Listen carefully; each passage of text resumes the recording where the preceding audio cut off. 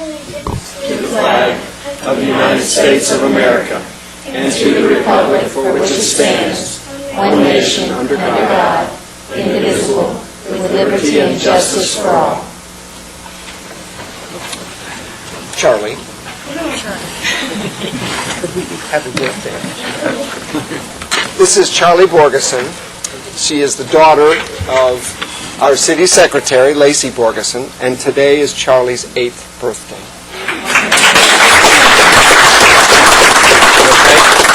She is 8 going on 18.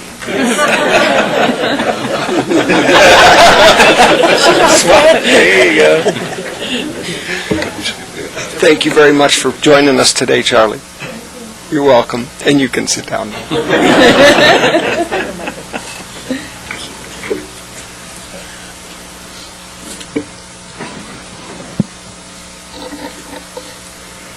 We have several special recognitions and proclamations this evening. The first, let me make a presentation. There's no one here to receive this particular one, but we thought it was something that would be appropriate for an appropriate reminder for all of us, and we'll forward this on to those that requested it.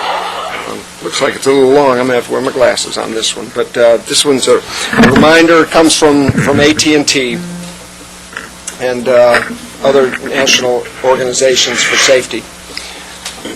Whereas public safety, including the reduction of fatalities and injuries resulting from motor vehicle accidents, are goals shared by the City of Temple and the State of Texas.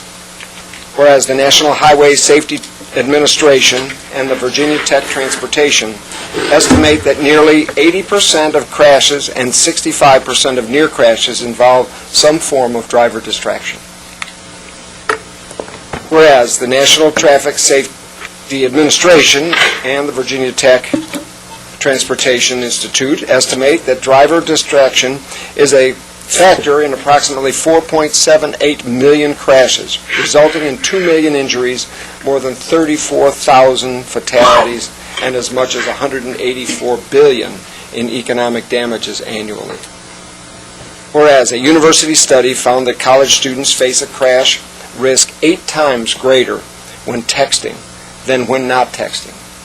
And Virginia Tech Transportation Institute found that truck drivers face a crash risk or near crash risk 23 times greater when texting than when not texting.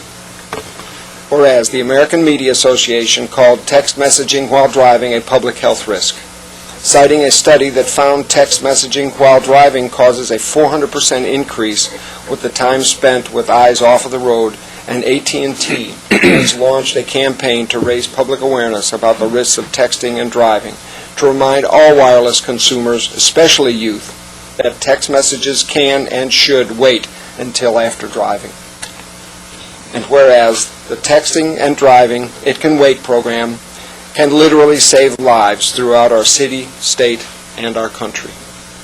Now therefore I, William A. Jones III, Mayor of the City of Temple, do hereby proclaim Wednesday, September 19th of 2012 as Texting and Driving It Can Wait Day in the City of Temple, Texas. And I encourage all of the citizens of Temple to commit to refraining from texting while driving and to join me in commending the sponsors on this great venture. In testimony whereof I witness my hand and the seal of the City of Temple, this the 6th day of September of 2012. And we'll send this on to AT&T, who requested this proclamation. And it's a good thing to remember. So I think I've been guilty of that myself on an occasion or two. So thanks for the reminder. We have 2 very important proclamations here tonight, and I want to do the International Literacy Council first. And Don Stiles, would you come forward? And you think you have members of your board are here, if they would come forward as well, We have please. Deborah Knox and Richard Snyder and Judy Jewett, who are 3 of our star board members. Me too, so I won't say anything that's out of order. That'll be a first. Yes, it will. Remember, I know you from Rotary. Well, great. Thanks. Thanks for being here. Thanks for the work that you do in the community. And after I read this, I'm going to let you tell us a little bit about what you've got going on this weekend. Okay, Don? All right. Whereas the City of Temple takes great pride in joining with the Temple Literacy Council in observing International Literacy Awareness Day. Whereas the Temple Literacy Council will host a community partnership celebration on Saturday, September 8th at the Temple Public Library that will spotlight the services and activities and recognize many community partners, as well as launch a healthy reading campaign to encourage reading at every level throughout the community. Whereas the Temple Literacy Council was incorporated in 1988 as a private, non-for-profit organization which trains, places, and supports the tutors for adult literacy efforts in Temple and the surrounding areas.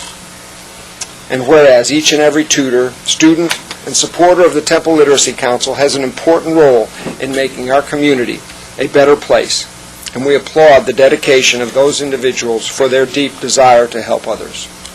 Now therefore I, William A. Jones III, Mayor of the City of Temple, with great pride do hereby recognize Saturday, September 8th of 2012 as International Literacy Awareness Day in the City of Temple, Texas.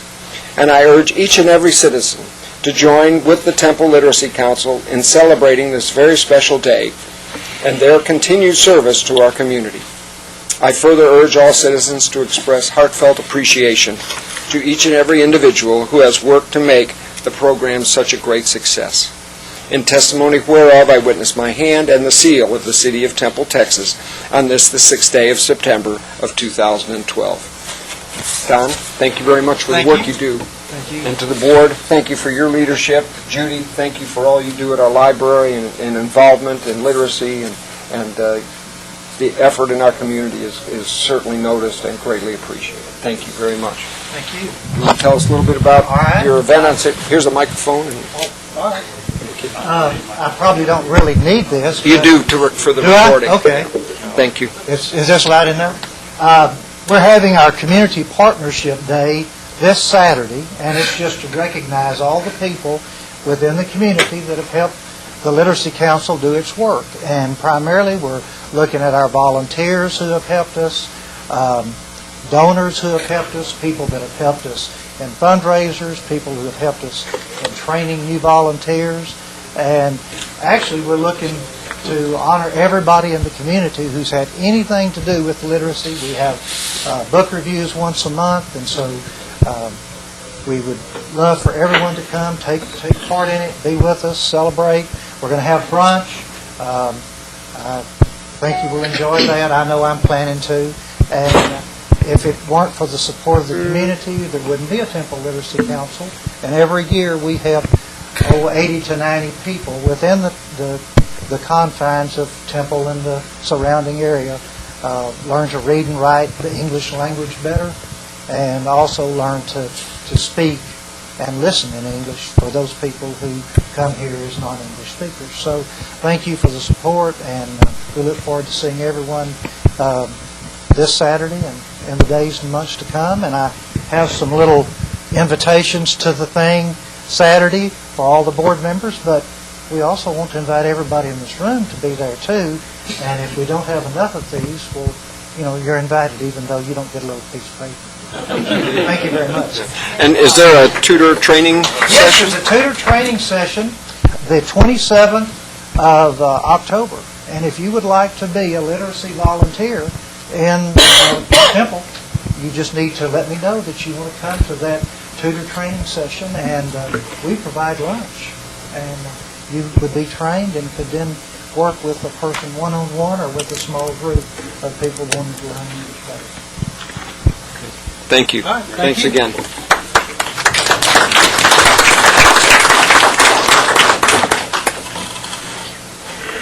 These are suitable for framing, but it'd have to be a mighty small frame. I have my invitation. Oh, do you? Yeah, I do. Thank you. Don't you want to, Mayor? I know a board member. Thank you, sir. Yeah. Thanks, Don.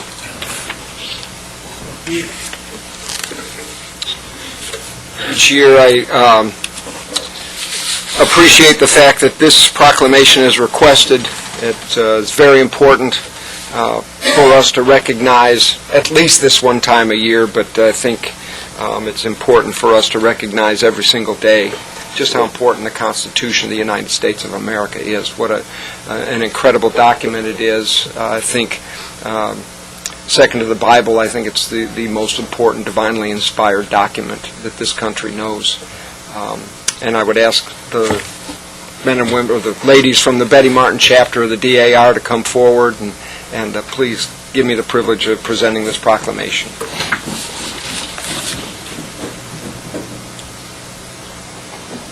And it's a delight to be here every year. Glad to have you here. Come on up.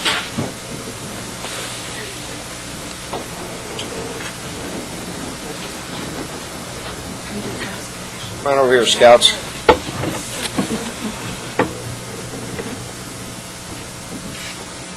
We have Troop 101 with us. They're from First United Methodist Church. It's their sponsor organization. And 152 is here. Oh, you are? Okay, I didn't see I didn't see your arm badge. I apologize. Okay, good. Well, thank you again for this opportunity. Whereas during the week of September 17th through 23rd of 2012, the United States of America is celebrating the 225th anniversary of the signing of the Constitution, a powerful document which embodies the ideals of liberty under law, designed to maintain our free government in perpetuity as a more perfect union and to secure the blessings of liberty by consent of the governed. Whereas the United States Constitution, the oldest written instrument of democratic rule in the world still in use, is a law for rulers and people equally in war and peace, and covers with the shield of its protection all classes of men at all times and under all circumstances. Whereas it is timely and appropriate for us to keep in our hearts and minds the marvelous achievements of the constitutional republic and the high ideals of our founding fathers. Whereas this special observance offers the opportunity for the American people to rededicate themselves to the great principles that have formed the basis for our national strength and prosperity. It is truly a marvel that a group of people assembled from a small population could develop a document capable of guiding the course of this nation for over 200 years of growth to become the greatest on earth. Now therefore I, William A. Jones III, Mayor of the City of Temple, in recognition of the importance of our Constitution and in recognition of the 225th anniversary of its signing, do hereby proclaim September 17th through 23rd of 2012 as Constitution Week in the city of Temple, Texas. And I encourage all citizens to join with the Betty Martin chapter of the DAR to renew and deepen their appreciation of the unique and precious heritage passed on to us by our founding fathers, which heritage finds its most sustained and formal expression in our nation's guiding beacon, the United States Constitution.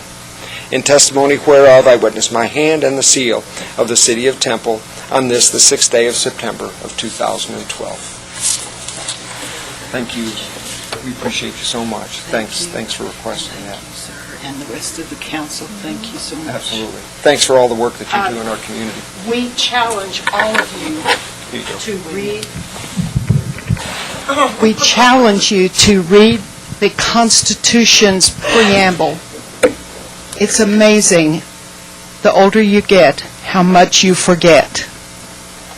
Read it. It still means so much to all of us. And thank you again. Welcome. Thank you. We pause for pictures. Sure. Right now, You bet. oh, we got them. Did you get them? Did you get them? Did you only get my back?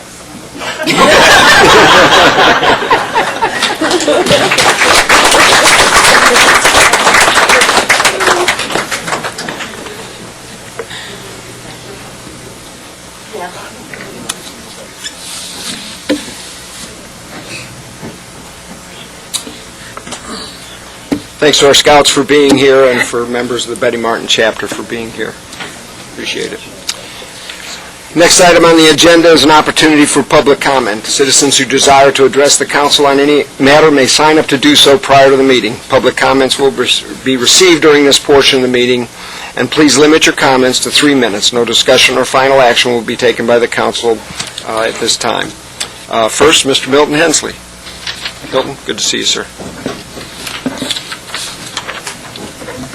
Thank you, Mayor Jones and council members. I'm Milton Hensley. I live at 301 Mitchell Drive, Temple, Texas. want to congratulate, first thing, what has happened today.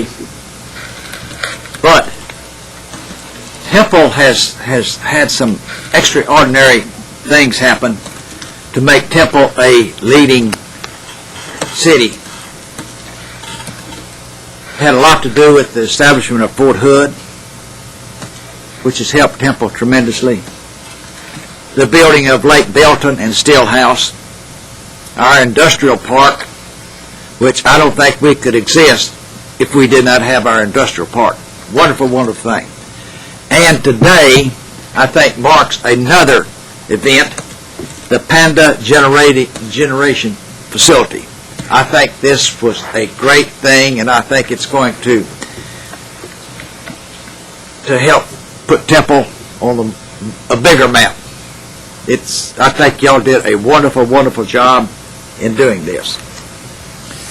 What I came for is to invite each one of us that are here this morning to the Life Chain that will be held Sunday, October the 7th, from 2 to 3. This is located south of Loop 363 alongside 31st Street. We will meet at the Chick-fil-A about 1:30 so we can receive our signs and some instructions. But we will start at 2 o'clock to 3 o'clock holding our signs. The Life Chain advocates pro-life. You remember how terrible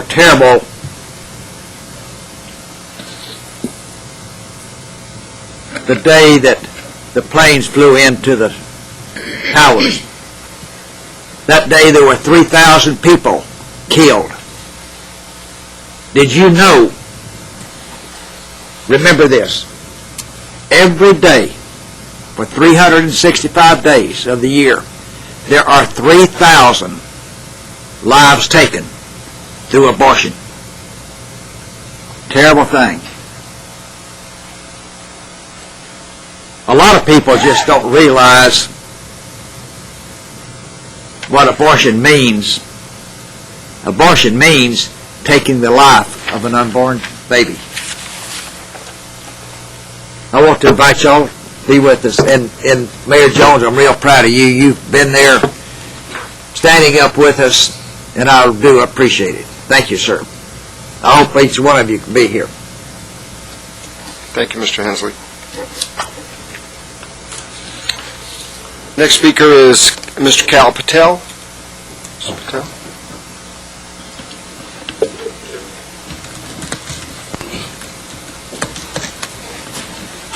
Good evening. I'm Kal Patel from 5247 South Jonah Bruce Drive. I'm here to get an extension on our second hearing. Should be scheduled on the 20th. This is regarding the billboard which is going to be coming in front of our building. We just need further study done to it that it is not going to distract our existing sign we have there on premises. Our sign, if the study comes through saying it's not going to exist, then we'll write back to you, letting you guys know that we can go and grant them their status. So just thought, I don't know if the 20th meeting we'll be able to get that study done or not. And there's going to be a public hearing on this. Matt, I didn't realize that's what you're going to speak on. We'd have had to speak at the public hearing where we can have a dialogue. Sorry. But that's quite all right. So, but if you've got more to say at that point in time, then we can have you speak then too as well. All right. So thank you very much, Mr. Patel.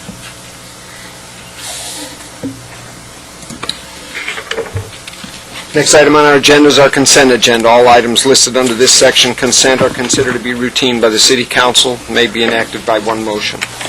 If discussion is desired by the council on any item, it may be removed from the consent agenda at the request of any council member, and it will be considered separately. This is item 4, A through M tonight. A lot of annual contracts on the agenda this evening. Council, are there any items that you wish to be removed for individual consideration? Not, I'll entertain a motion on the consent agenda, item 4A through M. Motion to approve. Second. Motion is second for approval of the consent agenda. Further discussion? There being none, Madam Secretary. Councilmember Cloud? Aye. Mayor Pro Tem Dunn? Aye. Councilmember Schneider? Aye. Councilmember Morales? Aye. Mayor Jones? Aye. Item 5 is a first reading and a public hearing. Consider adopting an ordinance authorizing an amendment to Ordinance 2010-4413, Temple Unified Development Code, Article 7.5, Signs, to establish procedures to request a conditional use permit for off-premise signs relocating due to proposed state right-of-way requirements. Ms. Spear. Good evening, Mr. Mayor and Council. This particular item will be preceded by the following item that's a specific billboard request that Mr. Patel wanted to speak to you all about. This is the text amendment that would enable the billboard company the ability to request special consideration due to the relocation. TxDOT right-of-way acquisition is going to affect 29 billboards that we know of currently. There's 29 in the affected area from loop to loop, and then 19 we've identified that will not be able to be relocated back to the remainder tract. So we've been working with Lamar Advertising for the past 6 months or so, trying to come up with some solutions to allow them to continue their business, but to make sure that we are acting in the city's best interest at the same time. We've negotiated some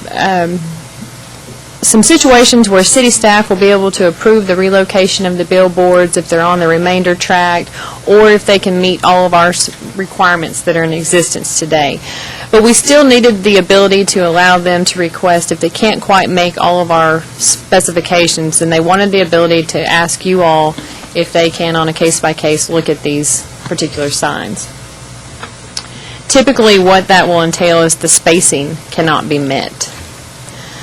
So this amendment request is very simple. It simply adds some language that if a conditional use permit for off-premise signs relocating due to proposed state right-of-way requirements. So it establishes that procedure. The existing standards that we require for billboards are 1,500-foot spacing. There's a setback requirement 20 foot from the property line, and then the size 14 by 48 and the height 42.5. We have some specifications already in place if the relocation is required due to a right-of-way acquisition. The setback is reduced from the 20 foot to 5 foot.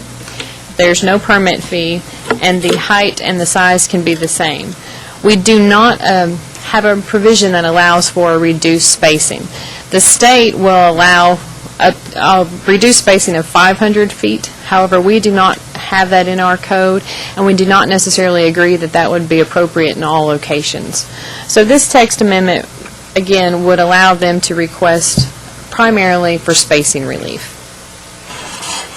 The addition is in your staff report. The Planning and Zoning Commission heard this on August 20th, and they did recommend approval to this body 8-0. I'm happy to answer any questions about this text amendment. Great. Thank you, Ms. Spear. Council, questions or comments prior to the public hearing?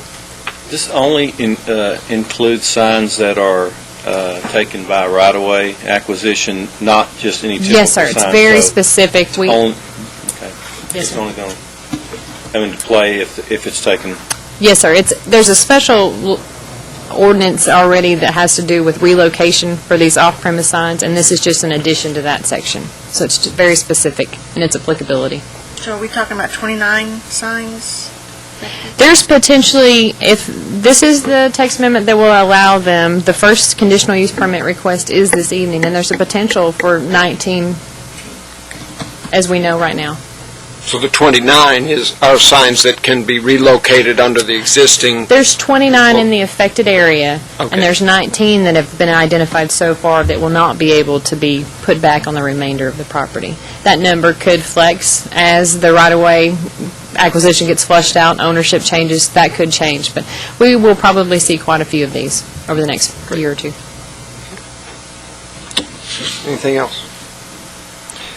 This item requires public hearing, and I'll declare the public hearing open at this time. Anyone wishing to speak before the council on this item, please come forward and state your name and address for the record prior to making your comments. Seeing no one wishing to speak, I'll declare the public hearing closed. Council, your pleasure on the first reading of the proposed amendment. Move for approval. Second. I have a motion and a second. Further discussion? There being none, Madam Secretary. Councilmember Cloud? Aye. Mayor Pro Tem Dunn? Aye. Councilmember Schneider? Aye. Councilmember Morales? Aye. Mayor Jones? Aye. Item 6 is a first reading and a public hearing to consider adopting an ordinance authorizing a conditional use permit to allow an off-premise sign relocation closer than 1,500 feet from another off-premise sign at 5275 South General Bruce Drive. Ms. Spear. Thank you, Mr. Mayor. And this is the first of the conditional use permit request. They are asking for this sign to be located at 5275 South General Bruce Drive. Just a little bit more background for you. Lamar Advertising has approximately 117 billboard or off-premise signs in the city. There's 64 signs on I-35 now. There's 19, as I mentioned earlier, that are not able to relocate in the remainder of the tract. There's 13 north of the loop, and 29 inside the loop, and then 22 south of the loop. So this is the background information. Lamar and I worked very closely to get to this point, so as we consider these, we can work from the same basis and work towards some sort of consistency in our recommendations to you all. The sign that they have requested, it's a 14 by 48 foot sign. They do have a 20-foot setback from the right-of-way shown. The zoning is appropriate. It's commercially zoned. The spacing is what they need the conditional use permit for. They are 822 feet nearest to the south sign and then 1314 to the nearest north sign. This is the current sign that they're going to be relocating. It's at 51st Street. So this is one of the signs that is affected, one of the 19 that will not be permitted to go back on the remainder. This is a sample of the type of sign. The sign location, this is the view south, where the sign would be approximately, and then the view north, where it would be situated.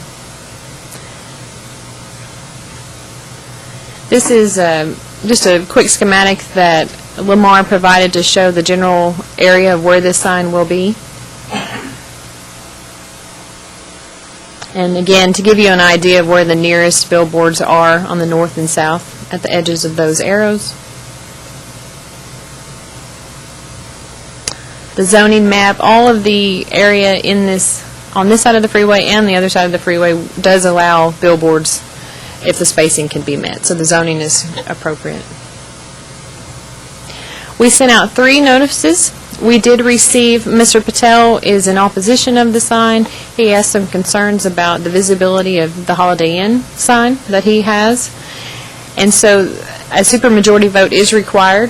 His opposition does kick in the 20% rule for this particular case. This again is the view. Lamar provided some additional images of where their sign would be as it relates to the Holiday Inn sign.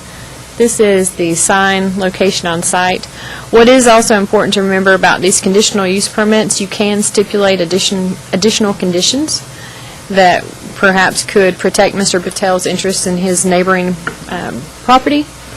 So this is the proposed sign, and then the Holiday Inn sign down here, in the Holiday Inn structure.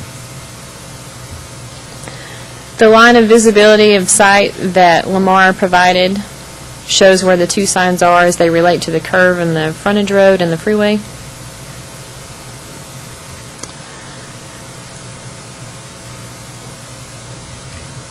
And then where the 2 signs are from the view on the freeway as well. Staff made a recommendation. We based our recommendation on an average look at how many billboards there are in this location south of the loop. If we consider 1,500-foot spacing requirements south of the loop, it's about 4.14 miles. We should expect 14 to 15 signs, off-premise signs on each side. The west side has 11 signs now. The east side has 11 signs. The proposed sign is almost farther enough away from the sign to the north. It is pretty close to the one on the south. But the addition of this one particular sign we did not feel would have a negative impact. An additional future sign in this area, we probably would have a different recommendation. We're trying to use this consistent methodology when we look at these so that you all can know what to expect. Of course, the decision is entirely up to this council. We did not recommend any conditions be placed on it, but after hearing from Mr. Patel's concerns and Lamar's willingness to work with his concerns, I do think that that may be an appropriate council addition to place on it, a setback requirement. The Planning and Zoning Commission, they heard this on August 20th, and they also recommended approval as submitted, 8-0. And again, it does require a supermajority vote. I'm happy to answer any questions that you may have. What is the setback that you're talking about? The required setback for relocation is 5 foot. Lamar has indicated a 20-foot setback. Okay. So, Mr. Patel's in disagreement with the setback? I guess I'm confused on that. Mr. Patel was unable to attend the P&Z meeting. He did meet with staff prior to, and I think that, I don't want to speak for him, but I think that may be why he was asking for this to be continued, so he could have further discussion with Lamar. What is the distance between the proposed Lamar sign and the hotel sign? This will help you. This is from here to here is 1,300 feet, so here is Mr. Patel's sign, so about 700 feet.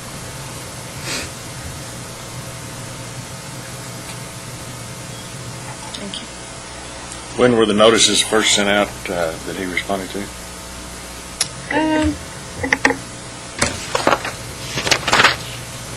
On August 23rd? Oh, I'm sorry, they were sent out before that, August 6th. August 6th. Yes, sir. So basically, he's had a month to review, I guess, the view. Yes, sir. Mr. Patel, is there a study ongoing at the present time? No, sir. Okay, all right. Thank you. Okay. Other questions from the council? If not, this item requires a public hearing, and I'll declare the public hearing open at this time. Anyone wishing to speak before the council on this item, please come forward and state your name and address for the record prior to making your comments. Anything else, Mr. Patel, you'd like to? It's just from the point that this pictures are showing, it's trying to show it. Yeah, could you come up to the microphone, because I think I'd like to talk about this a little bit.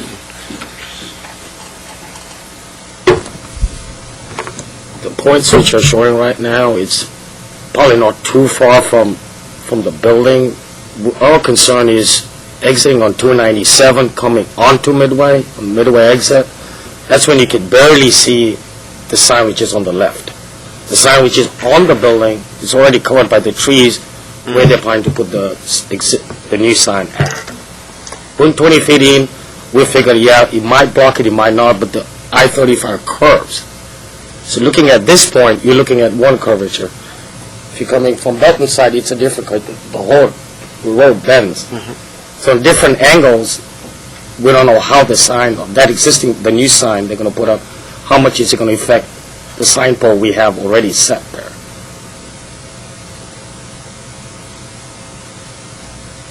At this angle, of course, it doesn't look like it's going to obstruct it. But we're going to look at it exiting from 297. Because the highway has a turn, a big turn going through it. At every angle looking, this is past the exit, then of course, for us, the customer's already gone past the hotel. I mean, exiting the hotel to come through. This is the on-ramp. Right. In front of United Rentals. David, aren't these ramps going to be reversed here? Isn't this where basically that on-ramp right there is going to become an off-ramp? I believe so. I think this is part of the TxDOT ramp reversals. Because we talked about that in context of the Between Midway and town of South Loop, there's a I think the TxDOT. only ramp, they're going to have an off-ramp off right here. It's going to be, I think, the 298 exit, which is after the hotel, is going to be brought a little closer this way, from what I could tell from TxDOT. So this on-ramp, which is right here in It's going to be front, closed. it's going to be closed. Right. And so you may be correct that the My the only existing exit ramp's is- going to come back a little bit further. Yeah, but he want SPS closed, so the only exit left for us, Is or anything, 297. is 297, Okay. which is not part and parcel of this picture right now. So it's hard to tell Okay. because of the whole road turns. So what is the study you're looking to have done? I mean, You're asking for us... I don't know how we're going to do it. We'll have to figure out, because I was out on vacation Okay. when All right. this was submitted in, the first one. Okay. I barely came in, so we'll have to figure out, see the height of the sign finish. Yeah, sure. Where, they were saying they were going to go in 50 foot or whatever. See where it is. Is that going to obstruct it from the 297 exit? If it obstructs it, then there's no point in us having a sign out there. Mr. Patel, during your earlier comments, so you asked the council, if I understood you, to consider it on the 20th, or our next meeting. I mean, I'm hoping we can get something done by then. Yeah, but this is an ordinance, and it does require 2 readings. This is just a first reading. Right. In any event, it would take another meeting to finally approve the ordinance. Or would that, do you understand that it would take another 2 weeks, and it would finally adopt this? Yeah, hopefully we can have it Right. done by then.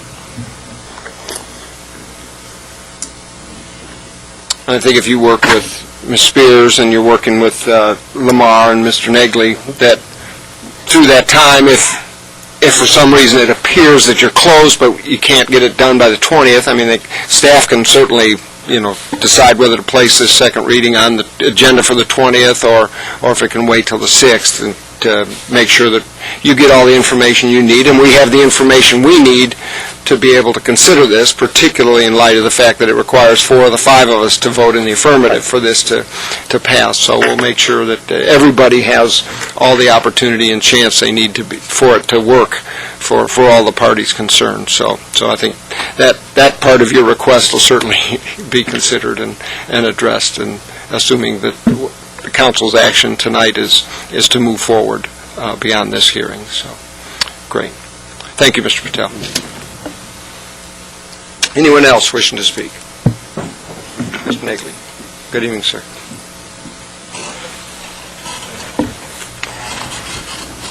Good evening, my name is Matt Negley. I'm with Lamar Advertising. I'm the local vice president, and I am at 5110 North General Bruce Drive in Temple. And I want to thank Ms. Spears and city staff. They have a lot of man-hours involved in this. We've had numerous discussions, and there's been a lot of consideration on both sides, and that's very, very much appreciated. It goes without saying that I do this often in a lot of municipalities, and, and doing it at home, it's a pleasure to have these folks to work with who care, clearly. I don't want to be too redundant on the thorough presentation that Ms. Spears has put together. So really, I guess I just want it to be known that I am here today for one reason only, and that is due to forced relocation by no choice of mine or Lamar's. Our sign, or the sign that we are talking about today, is there legally, and it's happy there. The advertisers are happy there. There's no problems, and there wouldn't have been. Although I-35 needs to be bigger and safer, and I absolutely agree with that. I drive it every day, just like y'all do. I like the widening project. It's just that I'm in their way in a multiple number of areas. The second thing I guess I want to state and clarify is that I am not adding any signs. The purpose of this is not to add any signs to my inventory. All I'm trying to do is keep what I have right now. Every single one is essential to my revenue, and I count on it. It's budgeted for. I forecast it for some of them. Actually, this particular one has a 99-year perpetual easement. So when I bought that easement, I'm planning on, the figures surrounding the cost for that and everything else that goes into it. I'm planning on 99 years worth of income for that sign. So my options are TxDOT has to pay us for that, plus lost revenue of a negotiated amount, which is costly. They don't want to. And I don't want a check, I want the sign somewhere, so that we can offer it to our advertisers.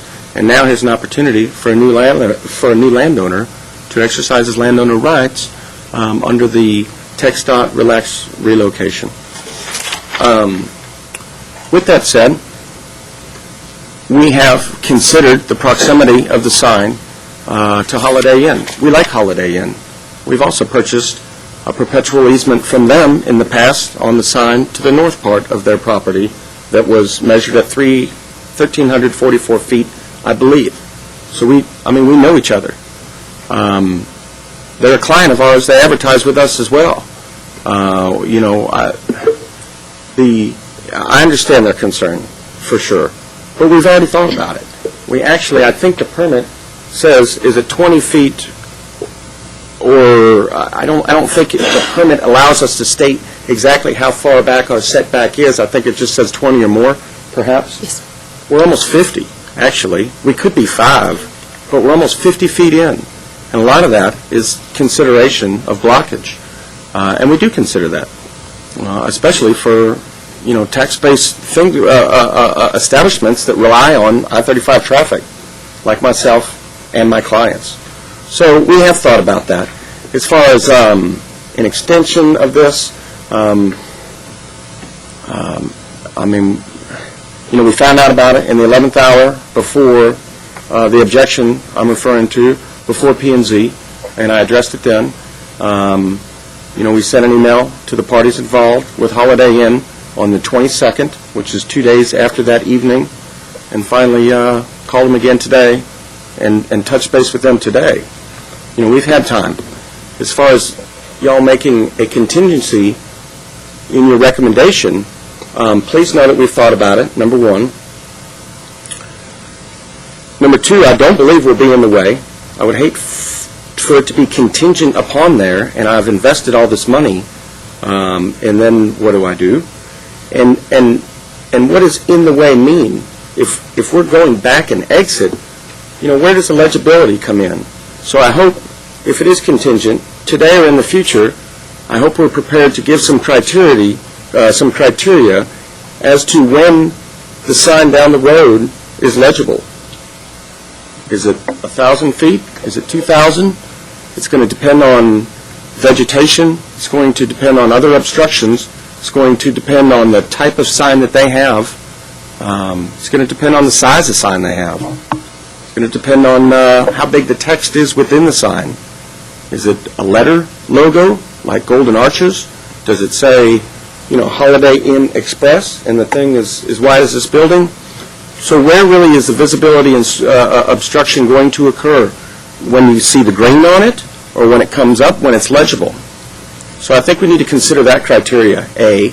And B, if we're going to consider all signage within the area,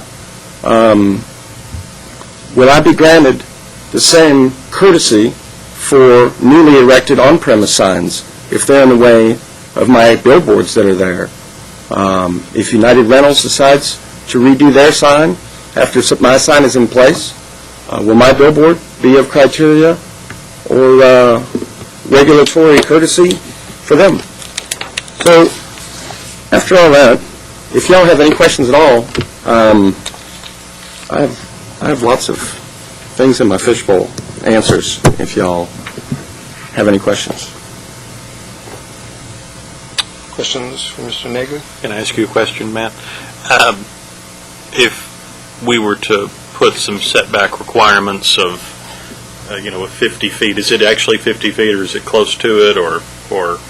It's, I asked that because I wanted to make sure of my comment. That's why I said it's close to. So let's say 40 feet. between 46, 50 in that area. I don't want to, Understand, I haven't personally measured it. but more than 5, And more than 20. Yeah. 20's on the permit. And so we have exceeded by far the relocation guidelines set forth in the Temple City Ordinance for that, which says 5. So we're way back. thanks. Sure. Thank you all. Okay, thank you, Mr. Nagler. Anyone else wishing to speak? Seeing no one wishing to speak, I'll declare the public hearing closed. Council, your pleasure on the first reading of the ordinance, adopting the ordinance on the CUP for the office premise sign. Motion to approve. Second. Motion and a second. Is there further discussion? Madam Secretary? Councilmember Cloud? Aye. Mayor Pro Tem Dunn? Aye. Councilmember Schneider? Aye. Councilmember Morales? Aye. Mayor Jones? Aye. Item 7 is a first reading and a public hearing to consider adopting an ordinance authorizing amendments to the tax increment financing reinvestment zone number 1 financing and project plan for fiscal year 2012 to 2022 to include recognizing additional tax increment and grant revenues, recognizing savings from bond refunding transactions, and reallocating, adjusting, and appropriating to various projects. Ms. Bernard. Yes, thank you, Mayor and Council. This financing plan amendment, next slide, please, covers 8 line items, and just, you've read some of them, but just summary real quick. We're adjusting revenues, the tax increment revenues, the grants, the bond refundings. We've had 2 in the last year. Contract payments made by Temple ISD, downtown improvements. We're moving funding between First Street and at Loop 363 and T-Med Avenue R. And also, as noted, the amendment goes through 2022, and with the adjustments to revenues, the difference that's not allocated to a specific project is allocated to public improvements. Next slide, please. The adjustments to the tax increment revenues, the baseline was based on the certified tax roll from the tax appraisal district that was certified in July. We've also adjusted 2014 through 2022. We applied a 1% growth factor to the tax base, but in addition, we made adjustments for expiring tax abatements and also for new growth that we were aware of in whatever year it applied to include Gulf States Toyota. We have that added value in FY 2016, and that's per our current economic development agreement amendment. Also, a special note, we have not adjusted the financing plan for any increments associated with the Panda Power Plant. That is scheduled to be on the state electric grid no later than the winter of 2014, and we'll be bringing that amendment back in the next probably 90 days. Next, bond refundings. As I mentioned, we had a bond refunding in November and also in May, and those 2 refundings we're recognizing through the remaining life of the bonds, which is 2022, recognizing $865,000 of savings. Next slide, just the recent extension of the life in the zone with Temple ISD. We've adjusted for a reimbursement to them for expenses incurred for their participation, and that's per our contract. Next slide, please. Downtown improvements, that's a formula-based allocation. It's 5% of the tax increment revenues, again, adjusted because of the increase in revenues. Next slide, First Street at Loop 363 and Avenue R, we have moved funding from FY13 back to FY12 to fund the expansion or construction of Avenue R. Total funding for that project will be $2 million, and then we moved the funding for First Street at Loop 363 out to 2014. The net change in all of that is 0. The zone, reinvestment zone, is funding the airport ramp grant. That's a $50,000 grant from TxDOT with a $50,000 local match for a total of $100,000 in airport improvements. And then, as I mentioned, public improvements, the remaining that wasn't allocated to a specific project, we did $2 million a year from 2016 through 2018, and then $2.3 million for the next 3 years. In the final year of FY 2022, we did $3.4 million. I'd be happy to answer any questions related to any of those amendments. Thank you, Ms. Bernard. Council, questions on the amendments to the refinancing plan, for the financing plan on the reinvestment zone? There being none, this item requires a public hearing. I'll declare the public hearing open at this time. Anyone wishing to speak before the council on this item, please come forward and state your name and address for the record prior to making your comments. Seeing no one wishing to speak, I'll declare the public hearing closed. Council, your pleasure on the first reading of the amendment. Motion to approve. Second. Motion is second for approval. Further discussion? There being none, Madam Secretary.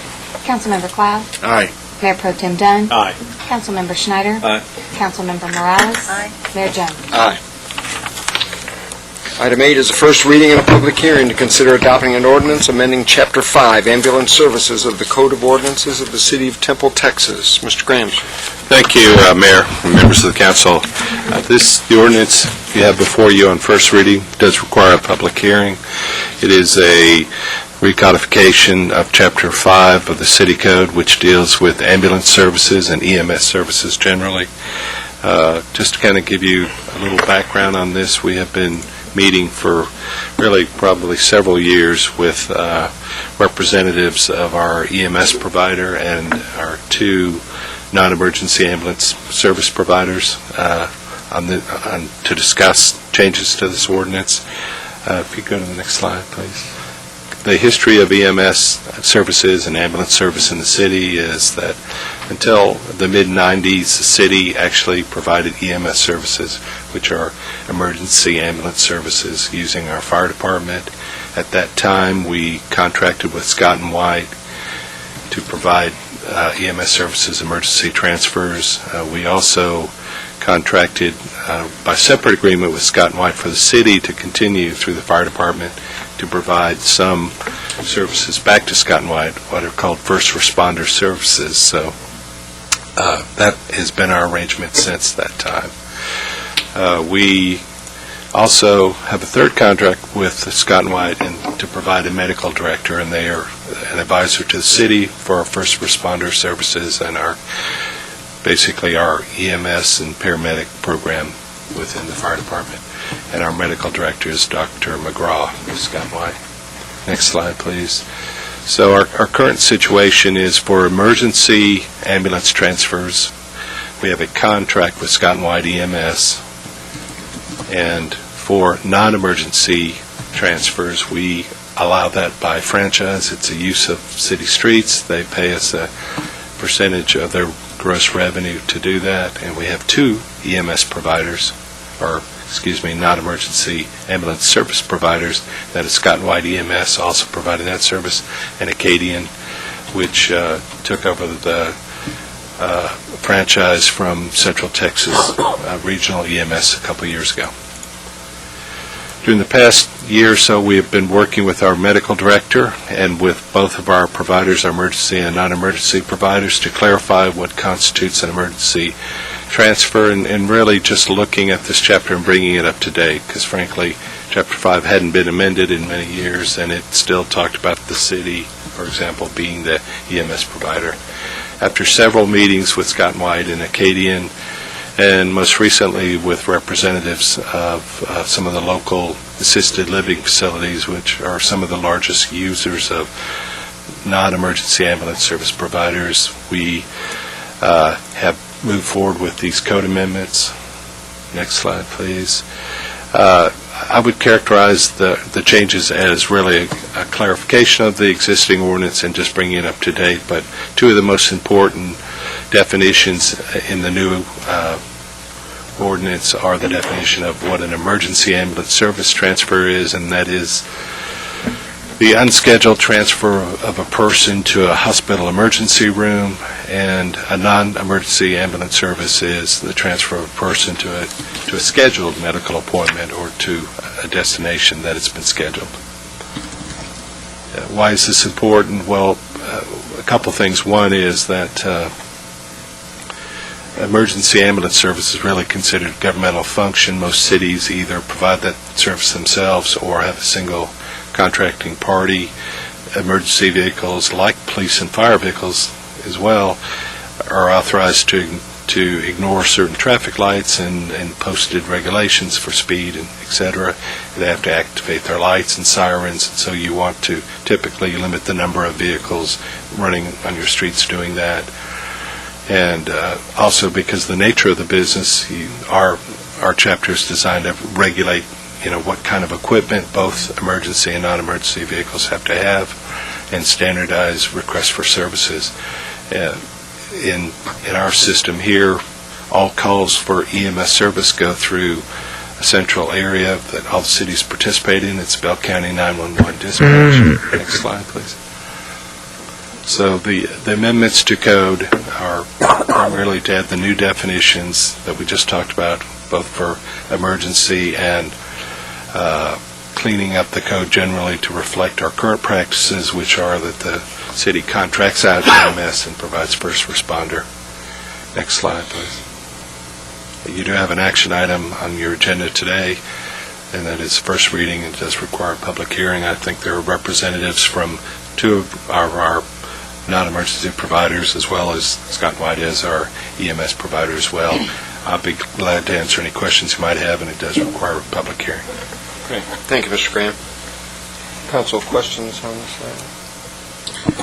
On a transfer from an assisted living center to emergency room, for instance, and then the patient is treated, when they go back to the assisted living, I assume that would be non-emergency, so either non-emergency.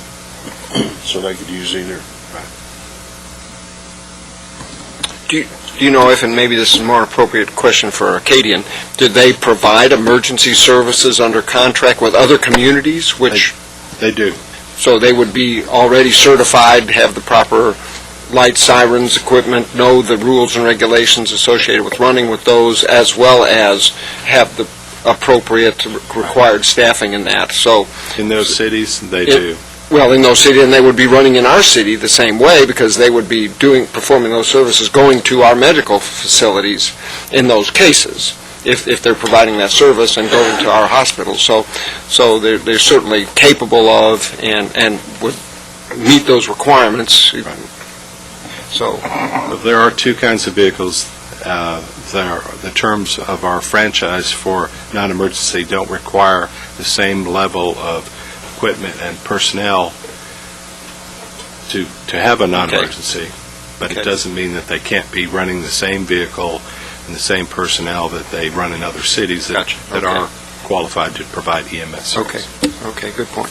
All right, very good. Thank you. Other questions? Okay.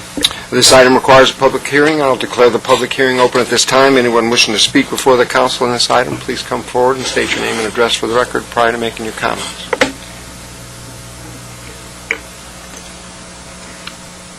Seeing no one wishing to speak, I'll declare the public hearing closed. Council, your pleasure on the first reading of the ordinance amending Chapter 5 relating to ambulance services. Motion to approve. Second. Motion is second. Further discussion? Madam Secretary. Councilmember Cloud? Aye. Mayor Pro Tem Dunn? Aye. Councilmember Schneider? Aye. Councilmember Morales? Aye. Mayor Jones? Aye.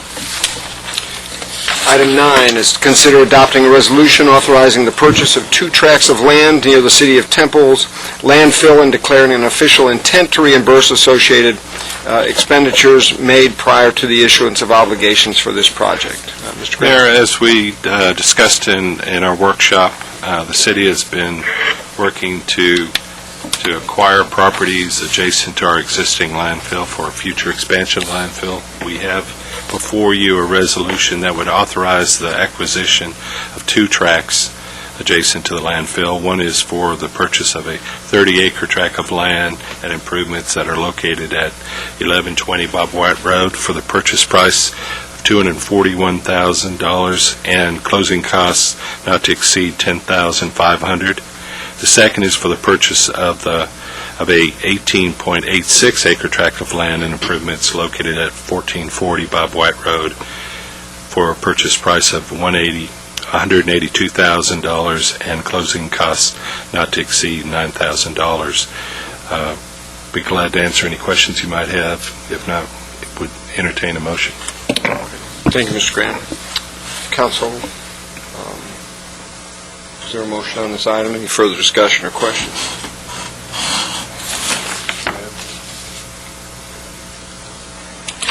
Make a motion to approve a resolution authorizing the purchase of the 30-acre tract of land and improvements located at 1120 Bob White Road for the purchase price of $241,000 and closing cost not to exceed $10,500, and the purchase of the 18.86-acre tract of land and improvements located at 1440 Bob White Road for the purchase price of $182,000 and closing costs not to exceed $9,000. Thank you, Mr. Cloud. We have a motion. Is there a second? Second. We have a motion and a second. Further discussion? There being none, Madam Secretary. Councilmember Cloud? Aye. Mayor Pro Tem Dunn? Aye. Councilmember Schneider? Aye. Councilmember Morales? Mayor Jones? Aye. Item 10 is relating to board appointments. Consider adopting a resolution appointing members of the following city boards and commissions.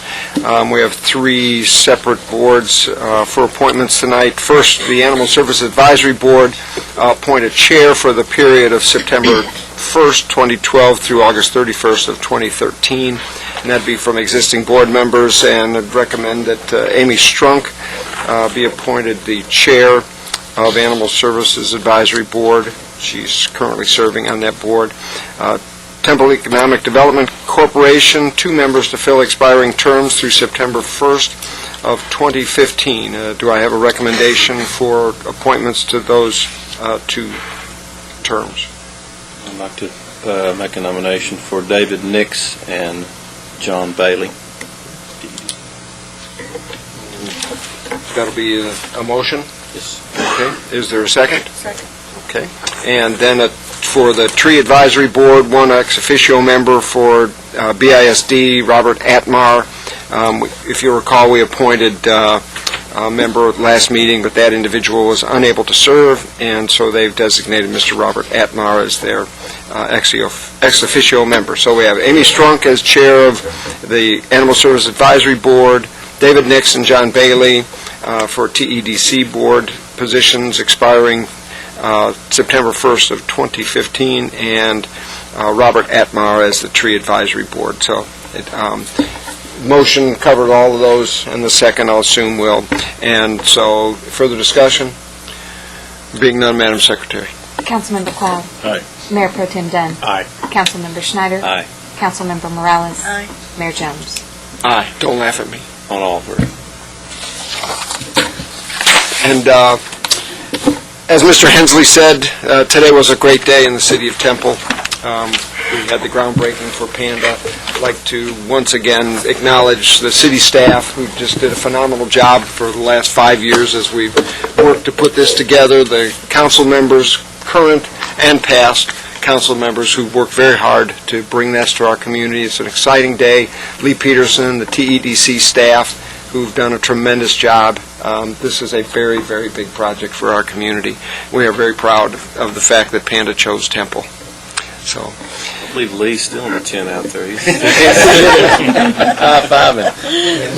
Yeah, I was going to say, he put that tuxedo on, he doesn't want to take it off. All right, well, thanks to everyone for your attendance there today. If nothing else for the city council, we are adjourned. They're high-fiving themselves. Thanks. Yeah, if I could stop by